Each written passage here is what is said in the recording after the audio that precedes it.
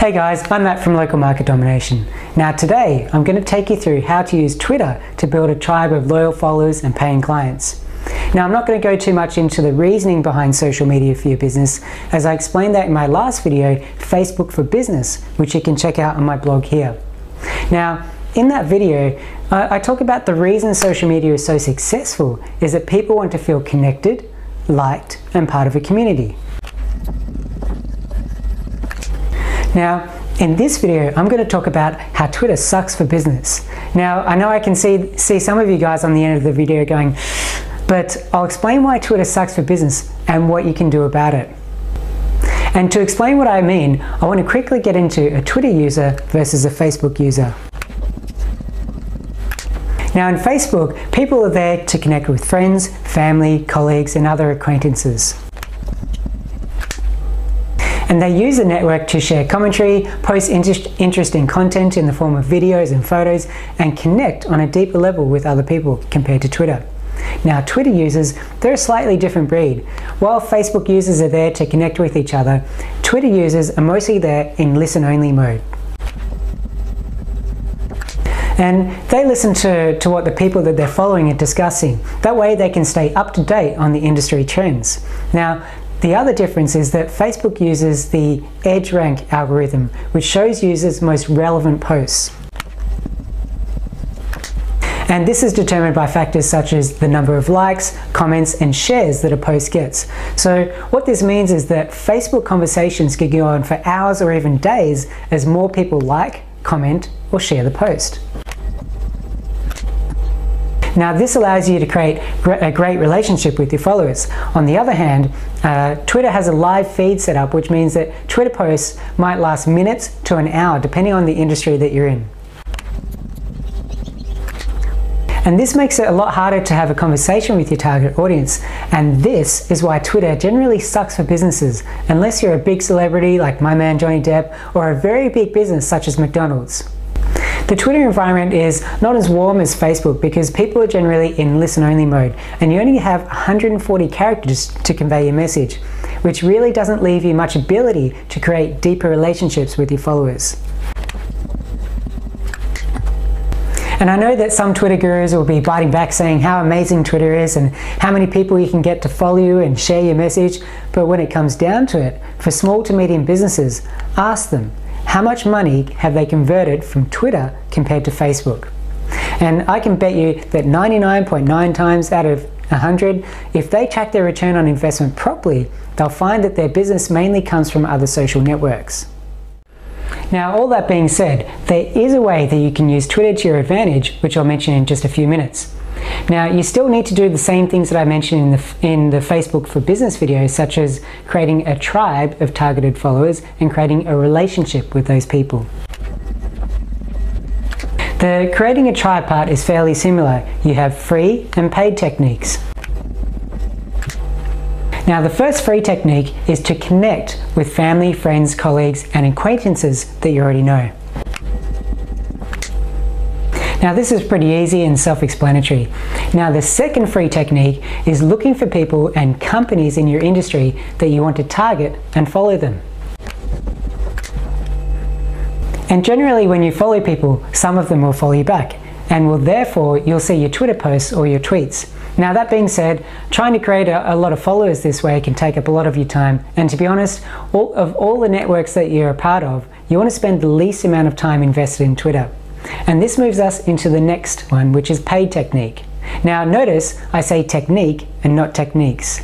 Twitter is quite simple. You don't have things like, Facebook ads, sponsored stories, and other things that you have in networks such as Facebook.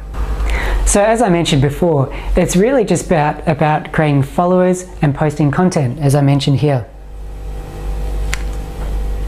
Now, just like I said with Facebook, when you're creating followers, you really want to stay away from buying fake followers, because what will happen is that Google will see that even though you've got thousands of followers, nobody's retweeting you, nobody's favoriting you, nobody's replying to you, or even making a single Twitter ripple. So what this indicates to Google is that either A, your content is terrible and nobody actually likes you, or B, you've bought fake followers. Either way, Google factors that into your rankings and you will be punished for it. So If you do want to create more real followers without investing too much time, you can use various follow automation tools to do the work for you. Now, there are a whole variety of them that do slightly different things, but what they ultimately do for you is automatically follow people in your target industries and encourage them to follow you. And an example of this, of tools that you could use, would be TweetAdder at tweetadder.com. Now, let me make it clear that I'm in no way affiliated with them in any shape or form. They don't give me any money or for mentioning them, nor will they give me a thank you call or a pat on the back for the product placement.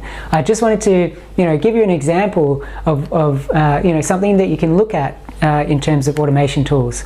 But with everything, when checking out automation software, make sure to check that the software meets the Twitter's terms and conditions. Now, let's get into the relationship part of Twitter for Business. The relationship part happens slightly differently here. As I explained, creating a deep relationship with your audience is so much harder on Twitter than it is on Facebook. So instead of trying to create the relationship here with people on Twitter, what if we created a list of targeted followers on Twitter and funneled them down to Facebook, where we could create a deeper relationship with them? Now, this is where the magic happens. Now, instead of trying to relate on a very surface level, you can now funnel these people into Facebook so that you can relate with them on a much deeper level. So how do you do that? Well, there are two simple ways to do that. And the first strategy is to write tweets with links to your latest posts in Facebook so that people can then click on the link to read your Facebook post. Now, most likely, if they like the post, they will like your page and you can connect with them from then onwards. Now, the second strategy is to simply ask your followers to join you on Facebook, along with a link to your Facebook page. Now, people often do what they're led to do, so show some leadership and direct them to your Facebook page. Now remember, you can ask this at least once a week, because remember, your tweets only have a shelf life of minutes to hours. So that's simply how to funnel people from Twitter to Facebook. Now, will you funnel all of your Twitter followers to Facebook? Nowhere near it. Does it matter? Not really. It's not about getting everyone from Twitter to come over to Facebook. It's more about, targeting the Twitter followers who would like to connect with you on a deeper level, and then, and have those people come over so that they can connect, interact, and eventually buy from you. The rest of the Twitter followers want to remain in listen-only mode. So let them stay there, keep giving them regular updates and options to come over to Facebook until they're in the looking zone to do so.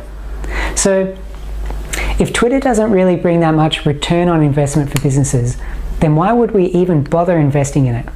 Well, firstly, we don't actually need to invest much time in it if we use our overall marketing strategy properly.